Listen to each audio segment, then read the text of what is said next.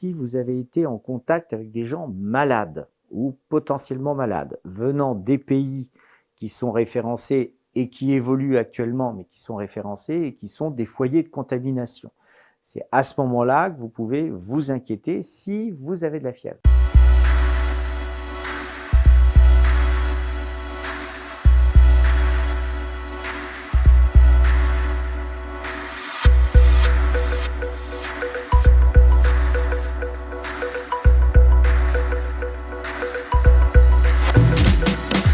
Premièrement, se laver les mains très régulièrement. Si vous êtes dans des situations où vous n'avez pas d'eau et de savon, vous achetez les solutés hydroalcooliques et vous vous frottez les mains comme ça et comme ça. C'est un vrai geste où on va commencer par bien savonner les espaces interdigitaux. Y compris quand vous êtes dans les transports en commun, au niveau des bars où tout le monde met sa main, etc. Vous pensez à vous nettoyer les mains. Pensez à laver les bijoux, les bracelets montres, parce que ça peut être aussi des repères.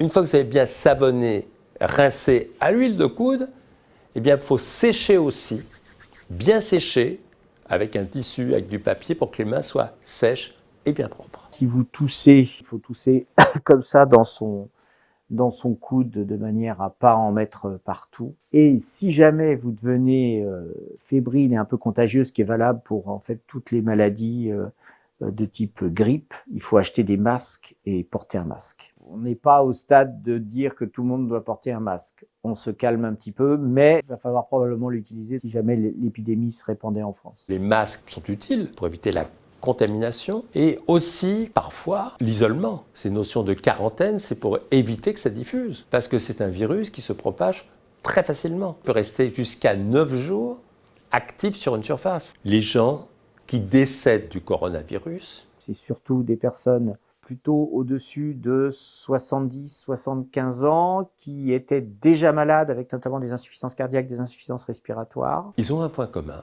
c'est un système immunitaire qui n'est pas en forme. Tous les jours, une activité physique, c'est déjà un premier bouclier pour renforcer notre immunité et bien nous protéger. Un geste très simple qui est bon pour la planète, la douche froide. On brûle à peu près 200 calories, c'est un petit frisson minceur. On améliore le retour veineux. On libère une bonne quantité d'endorphines et là on voit la vie en rose. Donc une bonne douche froide, ça booste aussi l'immunité. Tous ces éléments vont faire qu'on se constitue un bouclier, une santé de fer pour passer au travers aujourd'hui du coronavirus et demain des autres épidémies.